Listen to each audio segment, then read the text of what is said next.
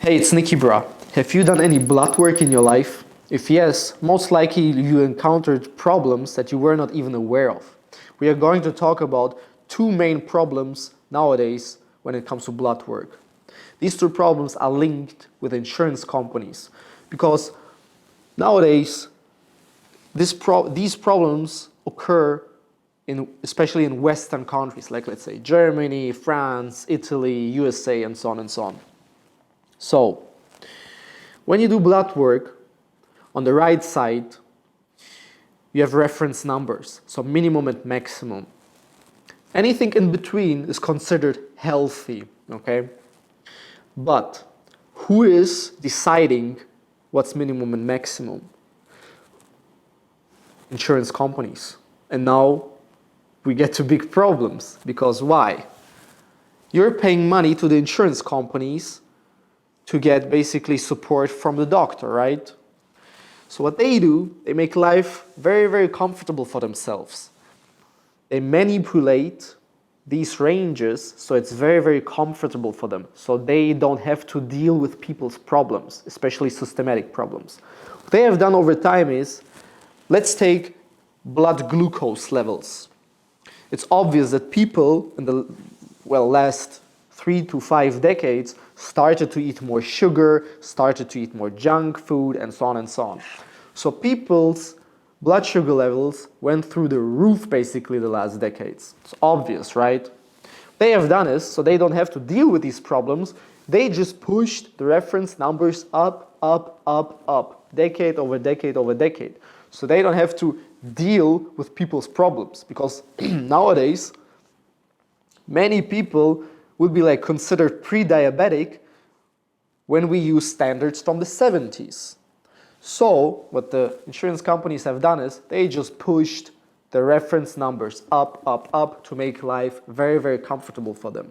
Same happens with testosterone. Testosterone in general is declining at the moment. So people's testosterone levels on average are dropping now. I remember back in the day, like during studying biochemistry, normal reference numbers for testosterone were like 10 to 35, I even seen, nanomoles per liter.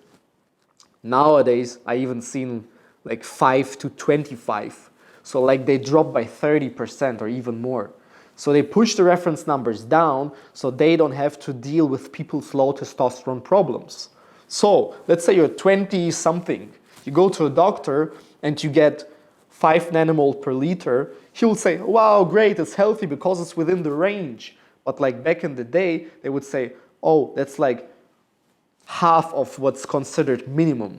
It's like even worse than a 90-year-old grandpa. But nowadays, you'll consider it healthy. So can you really trust these reference numbers? No, because they're really, really manipulated. Really manipulated, so it makes life very comfortable for the insurance companies not to care about real problems of the people.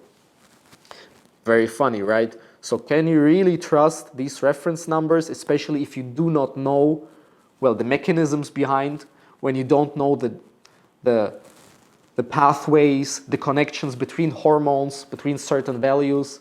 Can you really trust these numbers? Can you really trust these reference numbers? I don't think so. So second problem, also linked to insurance companies.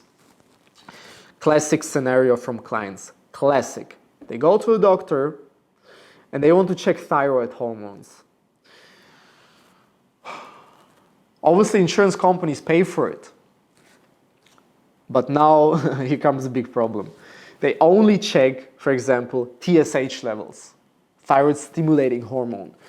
They check only one of 3 hormones which are necessary to even understand what's going on. If you want to check your thyroid fully, you need to check like 8, 9, 10 special values.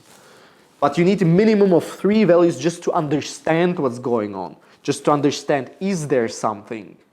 What they are doing, they are giving these standard tests where they only check TSH levels, thyroid stimulating hormones. So they are not even testing the active hormones. What is this? What is this? So now what happens? People check these with their standard tests, and now the doctor looks at the TSH levels and it's somewhat elevated. He says, well, it's time to take medication because your TSH level is too high. What do you think? How many people on average, like from general public, who do not know anything about hormones, nutrition, fitness, health, and so on, what do you think? How many people know what TSH actually means? What's TSH? I think 99% they don't know what this is. So, how they make money at cost of people's health, yeah, is because of people's ignorance maybe, and because they just lack the knowledge. But they prescribe medication like it's candy. And often really not necessary, because these thyroid hormones, the synthetic ones, are very, very potent. Even if you have a healthy thyroid gland, you will destroy it just with this medication. It used to be healthy, but you start to use the medication, it will just destroy the thyroid gland. Okay, so just imagine, you go to a doctor, he checks TSH levels, they say, oh, it's somewhat elevated. He does not even check active hormones. He gives you medication, you don't know, you just trust the doctor, okay, the doctor is expert. They get medication and destroy their thyroid gland for life, basically. Classic scenario. Extremely, like, I saw it so many times. So, can you really trust the blood work if you don't know what's happening? No, because two major points. Reference numbers are manipulated big time. And point number two, if you go with the standard tests that these insurance companies give you, then you may run into problems you don't want. You really don't want, because you can damage hormones for life, basically. You can damage organs, thyroid gland, sexual hormones, metabolism. It can ruin you, basically, just because you don't know how to, well, you don't know. You just trust the doctor, right? You just trust. What else can you do? It's not your fault even. You just trust the doctor because he's the doctor, right? So my advice is, if you really have a hormonal problem, you should avoid these standard tests. You should go to a private lab, look for an expert who really understands hormones. If you need my help, you just check my page, NIKIBRAH.com. We get in touch and I will help you. If you don't have any significant hormonal problems, if you think, okay, I'm healthy but I want to check, then you can do these standard tests because they are for free, more or less. If it's free, it's for me, right? You can just do these standard tests. But hesitate when the doctor says, oh, here you have some pills. Then first investigate before you take them. Because let's say, how can you even make proper diagnosis for a thyroid gland if you only check TSH? It's even impossible to make proper diagnosis. You cannot make proper diagnosis just checking one value of minimum 3, and you need at least 8 down the line to check what's going on, right? So how can you make proper diagnosis with a standard test that only tests one hormone, which is the stimulating hormone? How is it possible? It's not possible. So it's not even possible to make proper diagnosis in many cases, not only thyroid. This problem is systematic. They know what they're doing. Insurance companies know exactly what they're doing. It's not like they say, oh, TSH is enough. No, they say, we only test TSH, so we leave the door open for the wrong diagnosis, so we can just spread our thyroid medication like it's candy.